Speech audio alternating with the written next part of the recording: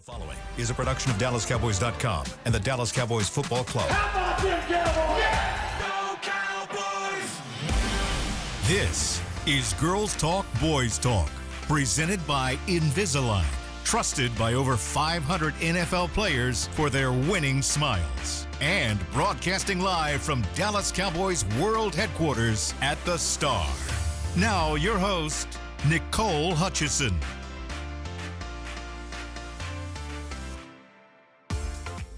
Good morning, Cowboys Nation. Welcome into Girls Talk, Boys Talk, presented by Invisalign in the SWBC studio. I'm Nicole Hutchison alongside Christy Scales, Aisha Morrison. Wake up! Y'all know what time it is. How y'all doing?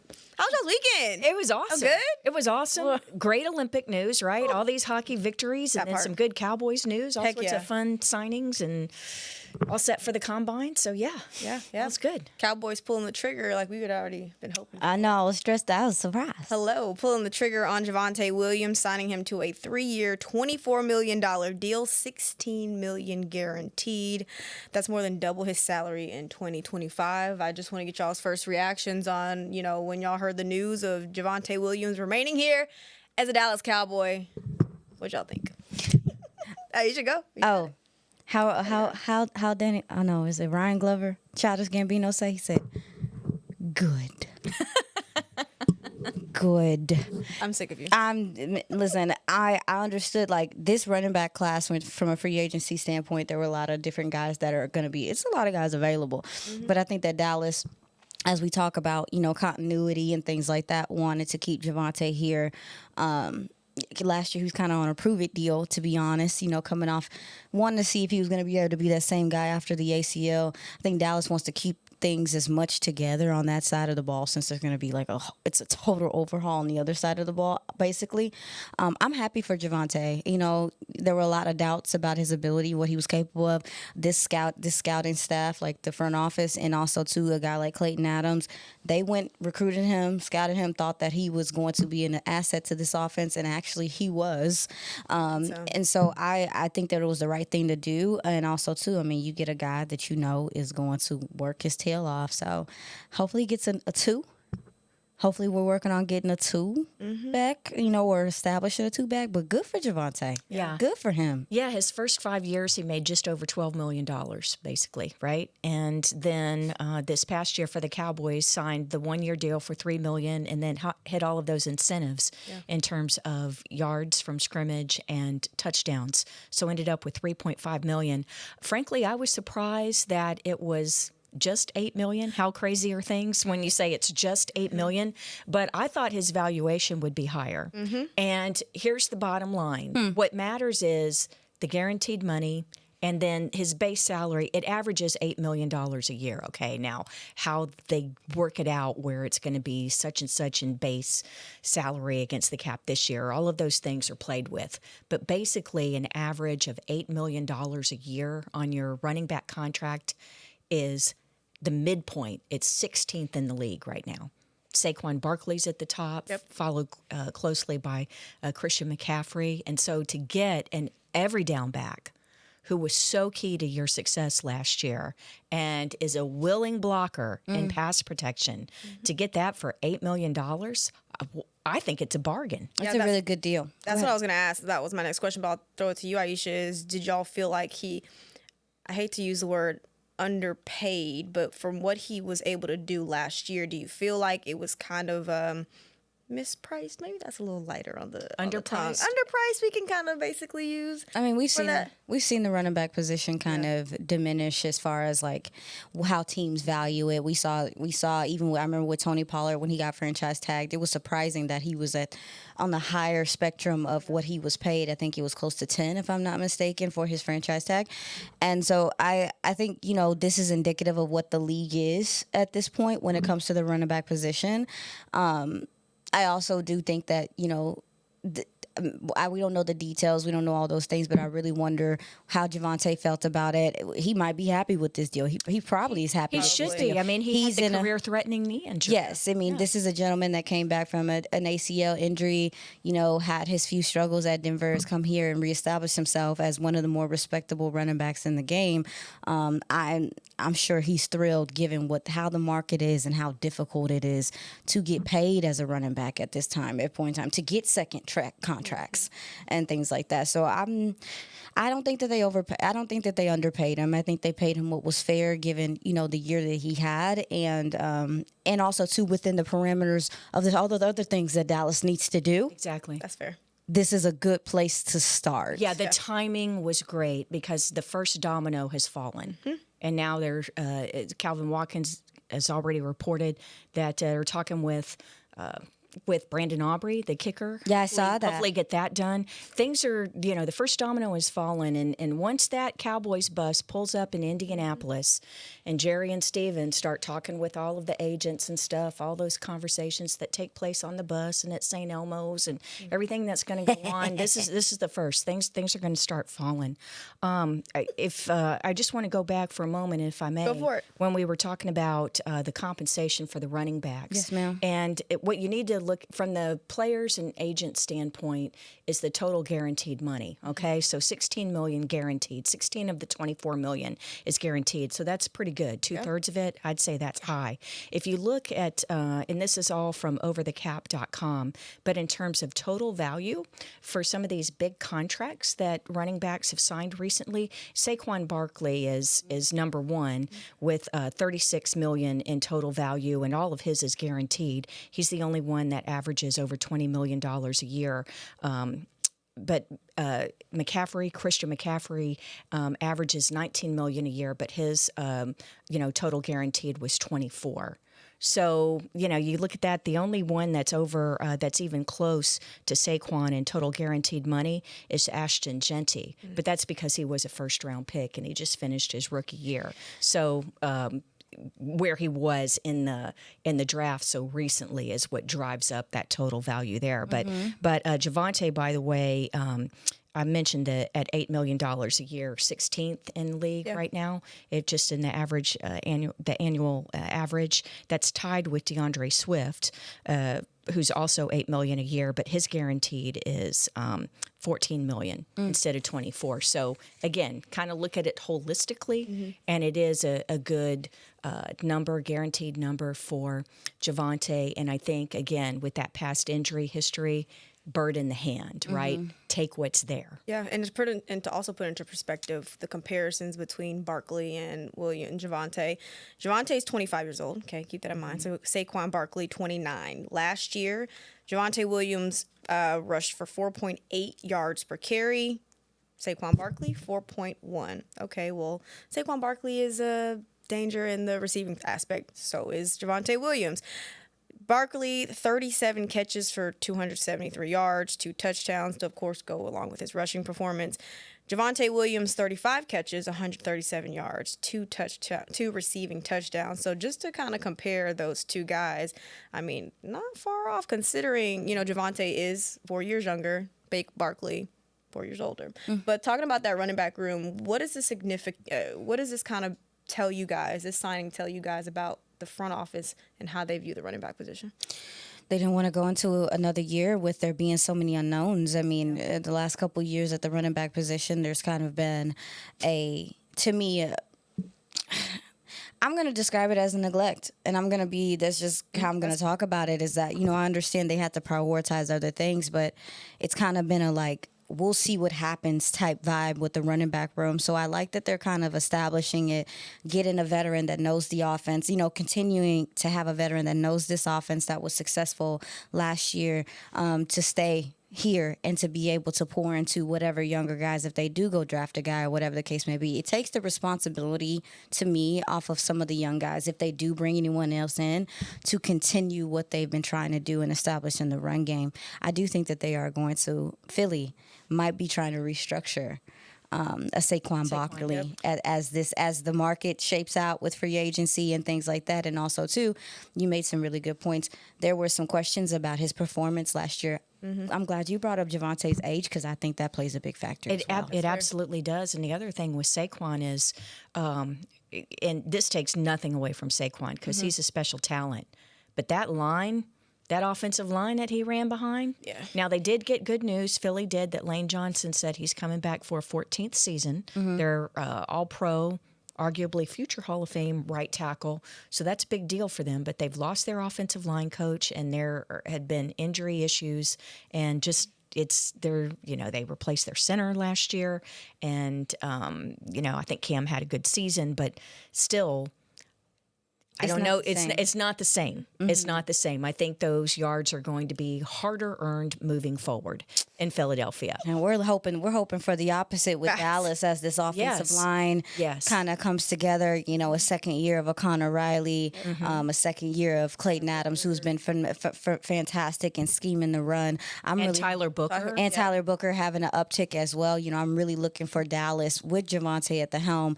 We know what he can do as a power back. We know what he is in every down back. Mm-hmm. However, I really am hoping they can pair him with somebody that has some of the explosiveness and stuff. Take some weight off of him. He didn't really get to rest. He did not. Not at all. This year. Yeah. And that's not something that I think, especially with signing him, you're going to be looking at longevity maybe a little bit more too. And I think that that's important. I think that's an indicator as well of maybe what they're trying to go towards. If they're signing him, you want to preserve that player as much as you can, get the most out of them. You need to do something with the runner. You need to do something. When we don't know what we're going to see from Blue. We saw a few flashes from him last year. I know he's really working on getting more comfortable with the special teams side of things and also the pass protection side of things. And, but I think Dallas is definitely going to be, for this free agency class, as I mentioned, there's still other guys that are going to be available. I wonder if Dallas still adds to this room by getting his money taken care of, so they can allocate like you were talking about, Christy. Yeah, now that can be a third day consideration. Think so? You think day 3? Late, yeah. Okay. Like you talking about running back in the first 2 days? You talking about a 4th or a 5th? Or later? I mean, Dallas don't got no 4th. Yeah. Do they got a 4th? Do they got a 4th? Later round. Mm-mm. They have a 4th, yes. Well, the other thing is you got Maffa, right? They don't have a second, and he got hurt. You don't have second, and then you had traded one of your 4th, and you don't have a 3rd. I don't think that you have a. Do you have? We You have we one have, 4th round pick. Yeah. We have a first. We have a second. I'm sorry. We have 2 firsts. We have. Oh no, that's the wrong one. Sorry. I'm sorry. I have it Double written check that. down. I need to look. It's fine. We're gonna get to that in a second. But what's y'all's confidence level before I go back and find this? What's y'all's confidence level in the depth at running back position? Because you just mentioned it. Right now, we don't have a running back too. So it's a question. No, that's a question mark. I mean, you know what you have in Lipke, right? So that's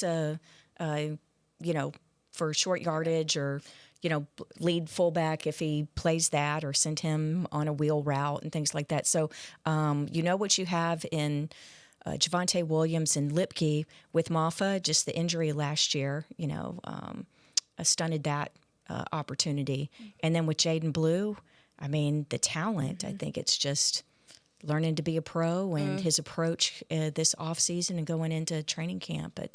He's got a lot that he can prove, and we'll see. Yeah, but is Dallas willing to? Let me tread lightly on this one. It takes a lot of patience. You know what I'm saying? Because a lot of these younger guys, some guys take different amount of times to develop. You know what I'm saying? So I think it kind of changes the prioritization of the running back position. But let me correct ourselves. 2 first-round picks, 1 4th, 1 5th, an additional 2 7ths. So do they have another 5th because of a comp pick? 1 5th. Just one? 1 5th. Yeah. I'm just going by what I'm looking at. Aisha looks worried. I thought that they would get. Maybe they just haven't. Have they not announced them yet, Chris? Oh, no, have they not? Comp picks. The comp picks have not been announced. Yeah. So they'll probably have a few more in the 5th, depending on. They might have 1 or 2 more in the 5th because of DeMarcus Lawrence and Jordan Lewis. Mm-hmm. So that's something to keep an eye out on as well. Like maybe they do use one of those picks to get a running back. This running back class is not. It's a bit lackluster as far as, what you get at the top and then what you're getting, later on.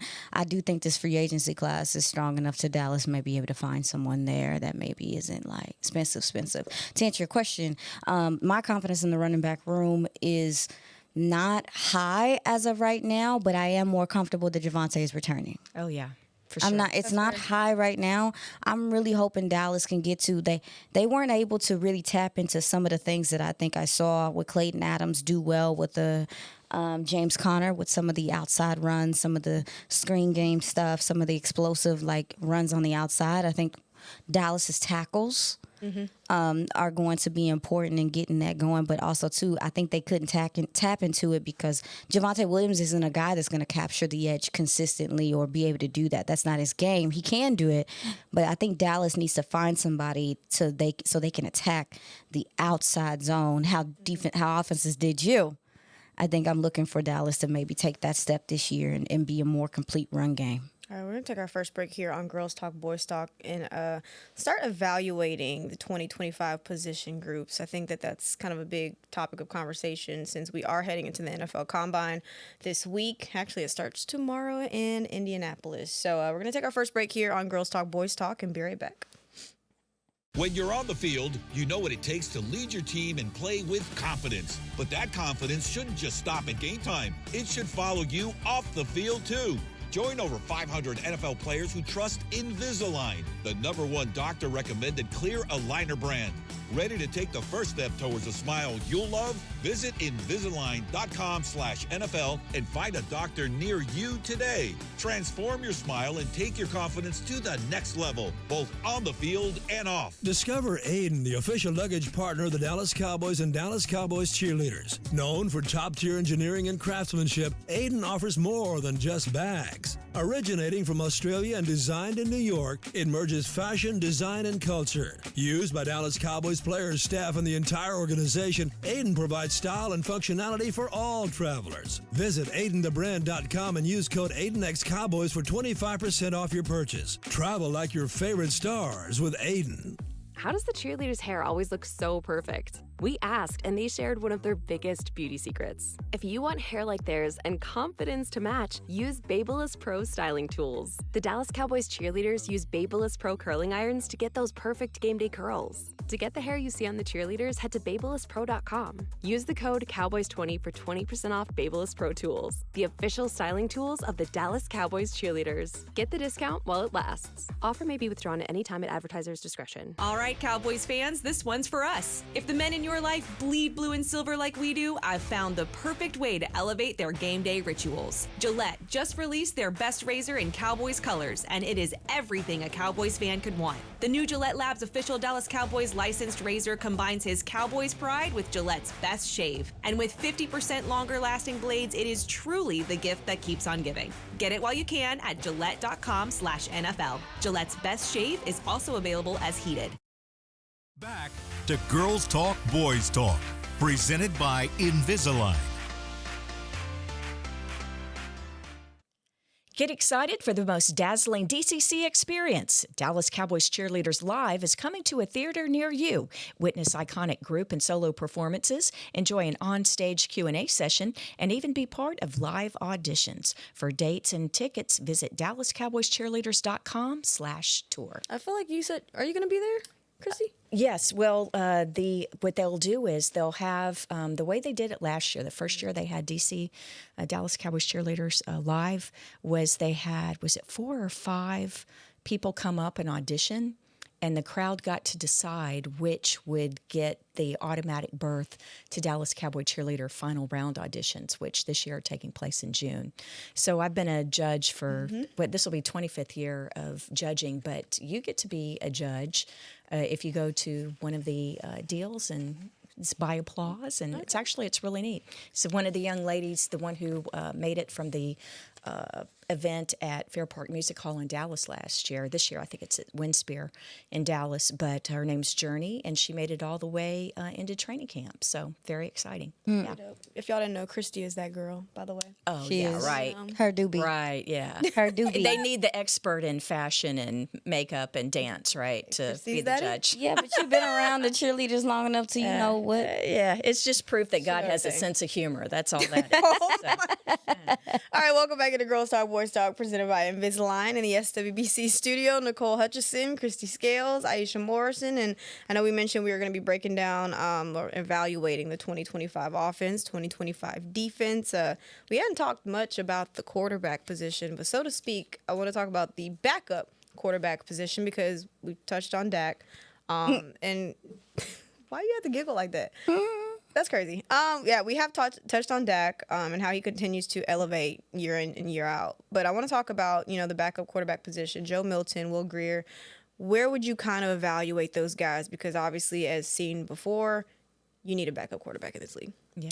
Well, we should mention For that example. Will Greer last week did sign another contract, futures contract, so he'll be under contract They as love well. them some Will. Yeah, and of course Joe Milton is still under the original rookie contract that the Cowboys assumed acquired in the trade for the Patriots. So those three guys, Dak and Joe and Will, are all three in moving forward. So there's not any issue of losing one of those and having to replace one of the three. But I think it's really Bill Polian, former the GM, who would always say that you could never have enough quarterbacks coming in. And will they bring someone in the offseason, a young guy? Not that they're necessarily going to use a draft pick, one of those late round ones, just because the Cowboys don't have a lot of draft picks this year.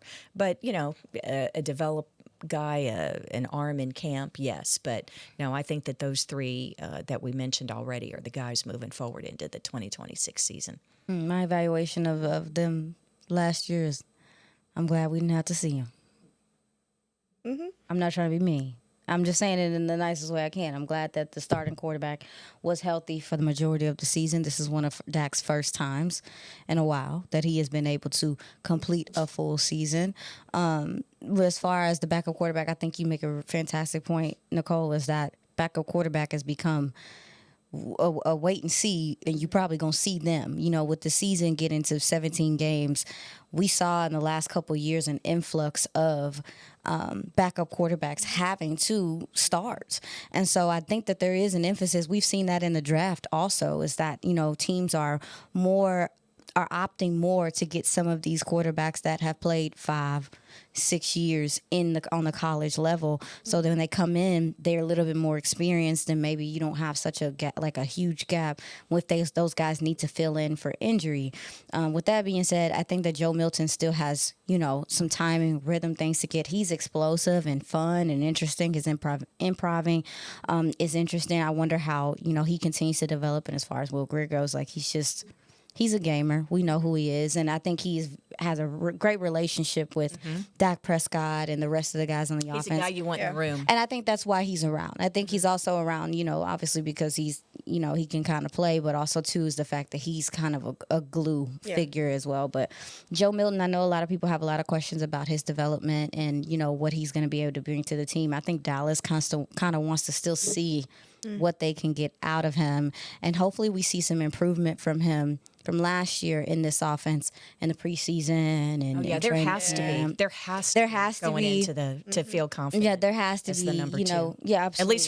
At least for us in the room. I don't want to speak for no, because I think that's a part of what we have seen from him when he is on the field, is that I don't know if it's a confidence thing, but maybe it is, but just like he needs to, I want him to know what he's reading, know what he's saying. And again, it's not an easy thing to do. I'm really hoping he can take a step this year, and then they'll be able to, figure out things from there. Yeah, the continuity in the staff, offensive coaching staff, is so important for Milton.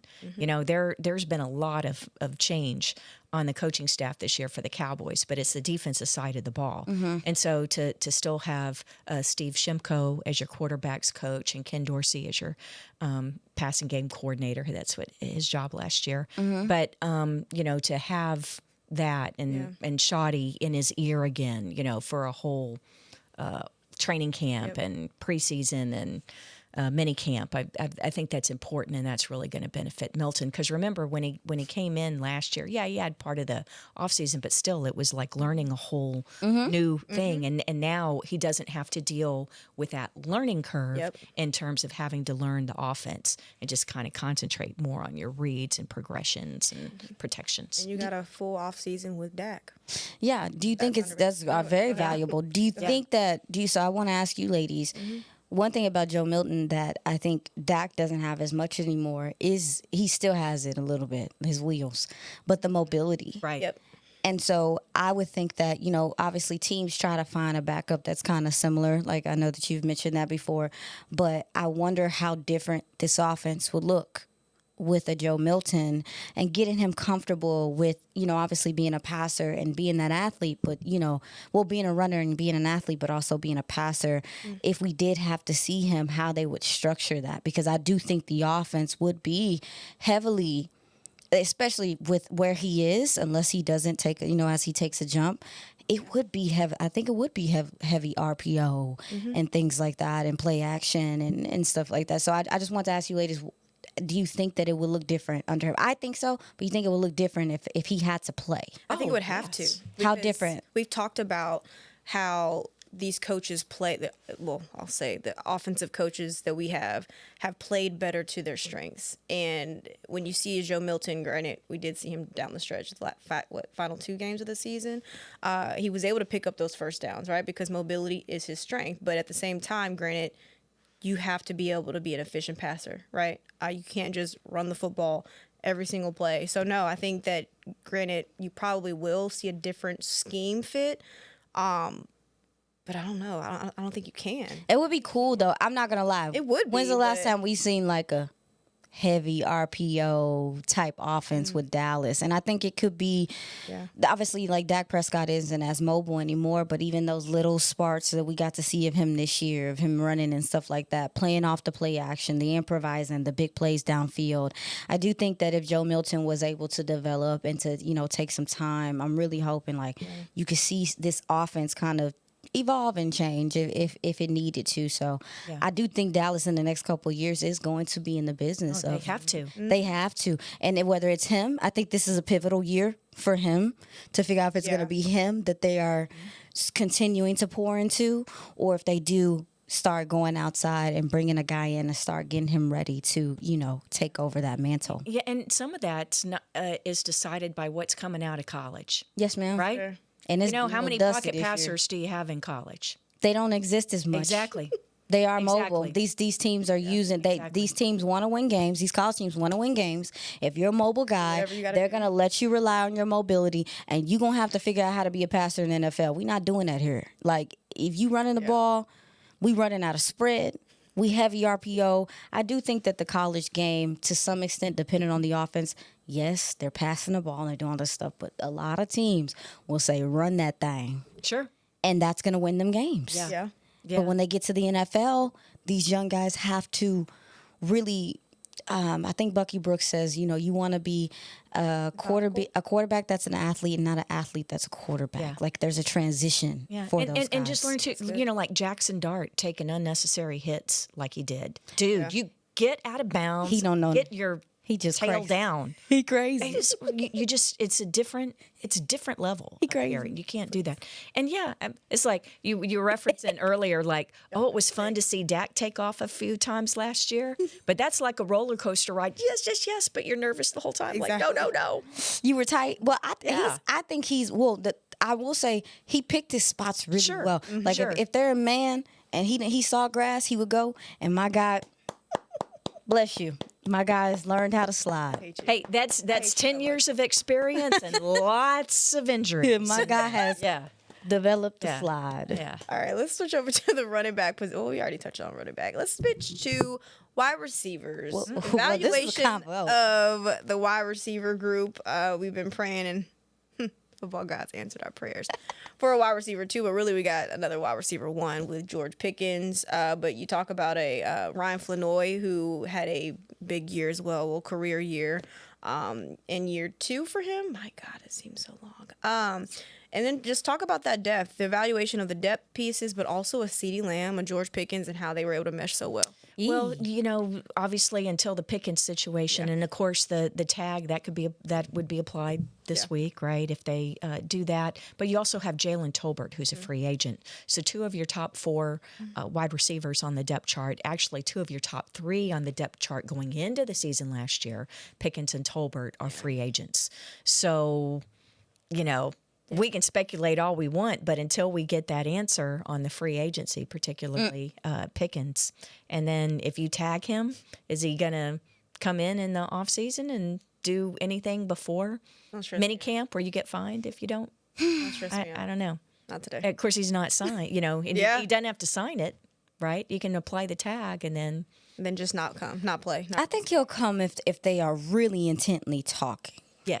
I think he'll come if they're intently having conversations and really like working on what it is, like moving towards, them having a contract now. In regard to this room.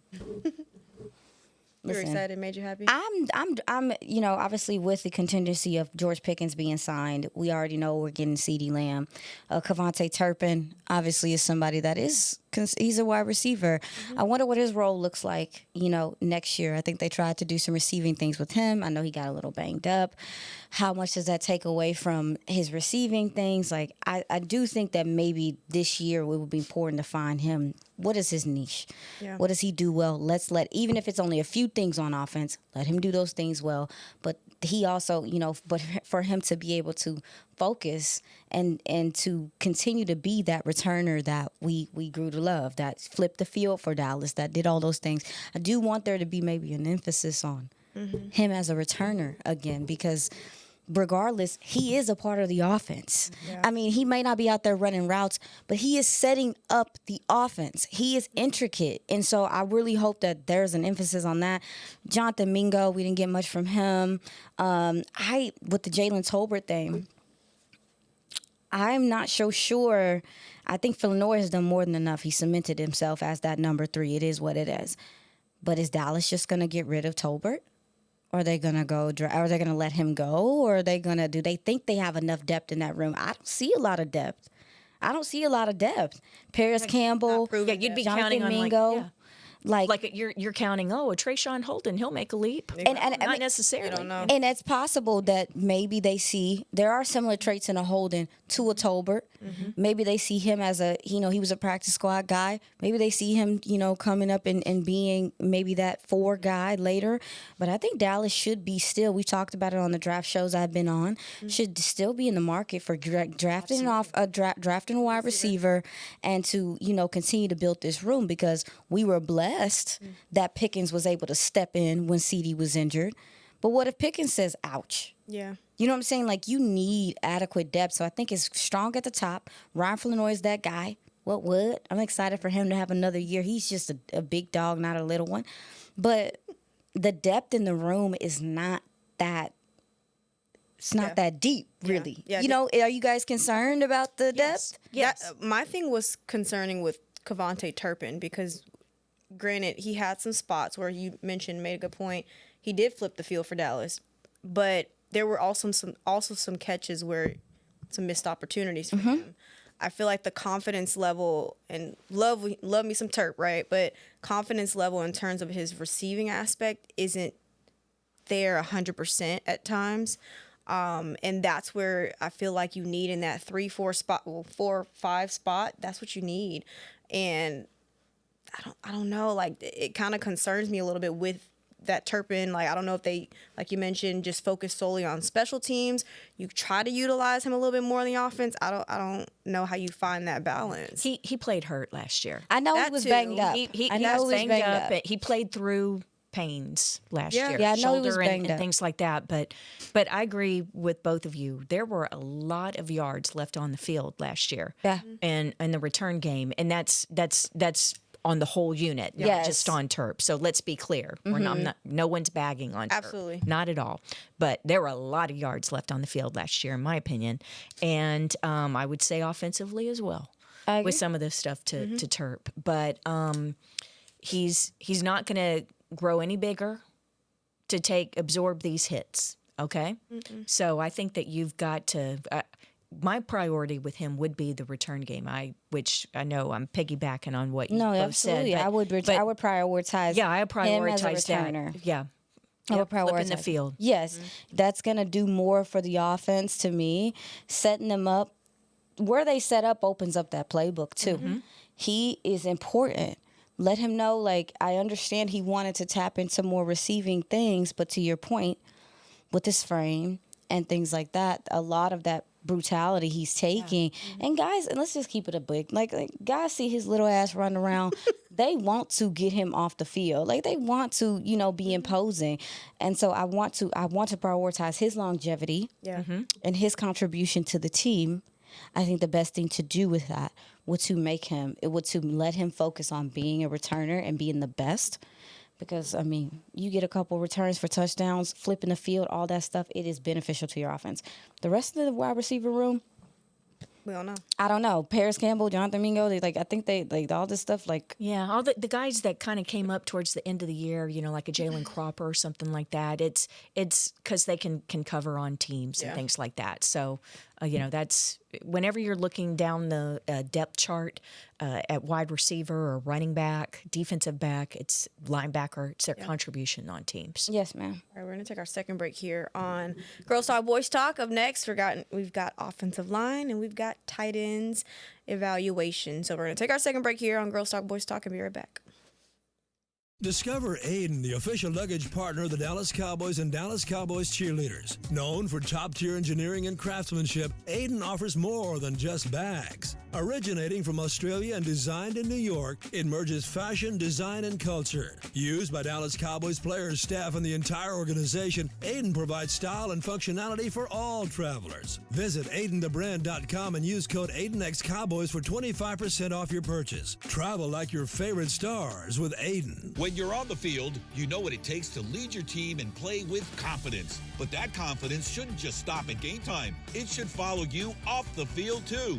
Join over 500 NFL players who trust Invisalign, the #1 doctor-recommended clear aligner brand. Ready to take the first step towards a smile you'll love? Visit Invisalign.com/NFL and find a doctor near you today. Transform your smile and take your confidence to the next level, both on the field and off. Cowboys fans, when it comes to navigating the ever-changing world of tax, your business needs a partner it can trust to tackle even your biggest tax challenges. Ryan is the largest firm in the world dedicated exclusively to business taxes. Our team of tax professionals has local expertise in all areas of tax and can help you uncover savings opportunities you didn't know you had. Learn more about how Ryan can improve your overall corporate tax performance by visiting Ryan.com. Ryan, the official tax partner of the Dallas Cowboys. How does the cheerleader's hair always look so perfect? We asked, and they shared one of their biggest beauty secrets. If you want hair like theirs and confidence to match, use Babyliss Pro styling tools. The Dallas Cowboys cheerleaders use Babyliss Pro curling irons to get those perfect game day curls. To get the hair you see on the cheerleaders, head to BabylissPro.com. Use the code Cowboys20 for 20% off Babyliss Pro tools, the official styling tools of the Dallas Cowboys cheerleaders. Get the discount while it lasts. Offer may be withdrawn at any time at advertiser's discretion. Back to Girls Talk, Boys Talk, presented by Invisalign.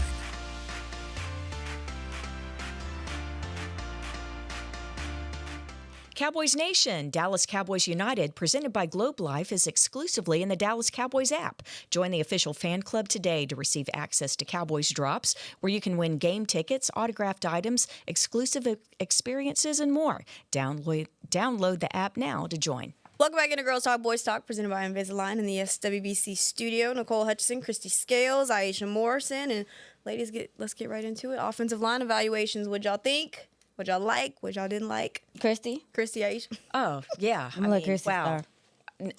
You got to love it, right? Except for especially the interior of the line, right? Yeah. With Tyler Booker. And what an outstanding rookie season that he had. Yeah. And the future is so bright. So love that. And but I don't know. I don't know what's going to happen with tackle. I just wonder.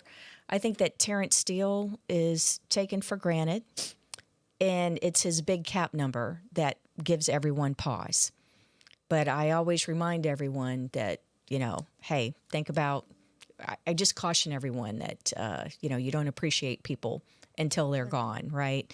And so I don't know. I just think that one of the offseason things is going to be, should you move Tyler Smith to left tackle and take, Guyton and move him from left tackle to right tackle? And I think that's going to be a fun parlor game for the entire offseason. But I think that we'll know fairly quickly on Steele. But I like Terrence Steele, and you know what you have, and you can plan around that. Yeah, I think that, I know that Terrence Steele's gotten a lot of crap. Obviously what he does in the run game, I think he's a fantastic scheme fit for someone like a Clayton Adams with his athleticism and some of the things that they want their tackles to do on the move.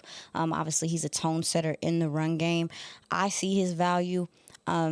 there were times like he is going to get a lot of high in his pads. He is going to struggle a little bit with some of those speed rushes off the edge, rather from the right side than the left. But replacing him, I think, is going to be a little bit more difficult than what people are gauging. As far as Tyler Guyton, we are looking for him to. There was some improvement in his tape from last year. Just for me personally, was just how consistent his stance was, his pad level, and also to him continuing to fight through reps. There were times that I felt like in his rookie year where he didn't have his hand tech wasn't as strong when it comes to countering some of those better defensive ends. And I know that's a ever-growing thing and all that stuff. His thing is going to be health when it comes to him from the tackle position. Another thing about Terrence Steele, hasn't missed a snap in like 3 years. Yep. Yeah, his ACL, durability is so taken for granted. Yeah, he takes great care of his body, and it's great. Like I think that's something to consider as we talk about replacing him and people wanting to replace him. This guy has not missed a down since his ACL. I mean, that's not something you just see like that. So I want to bring that into consideration. As far as the interior, shout out to Tyler Booker. I'm really excited about him, seeing him grow. Now, I will say Tyler Smith, we know he played a little. That tendonitis has been getting to him a little bit. I wonder how that is handled moving forward, because tendonitis is not something to go away. Hello, Army vet, dealing with it in my shoulder. It don't go away like that. So how does Dallas continue to manage that so he can perform? He still was graded as one of the best guards in the game. That lets you know how good he is. Now, I will say, we ain't talked about it too much. Cooper Beebe had that crazy, nasty ankle injury. We saw him come back, kind of get his feet under him. But we're looking for him to take a step this upcoming year as well. Understanding that he did transition from guard to center, and that is a totally different feel. I knew it was going to take him some growing pains, but I feel like some of the power and the authority that he played with that guard, I still have not seen consistently from the center position. I know it's a new position for him. So this will be his third year, right? Right. Yep. Third year. I'm really hoping we see a step with him from that position. The declarations and reading and stuff, he's great at that. You see him identifying at the line. Him and Dak are simpatico, because to be a center for a quarterback that does as much at the line of scrimmage as Dak Prescott is not an easy thing. That's fair. I mean, he's changing calls, he's doing other stuff. It's a lot of responsibility. But I'm looking for that. BB had a nasty to him coming out as a guard. He's really, off the line of scrimmage, powerful, his insane anchor.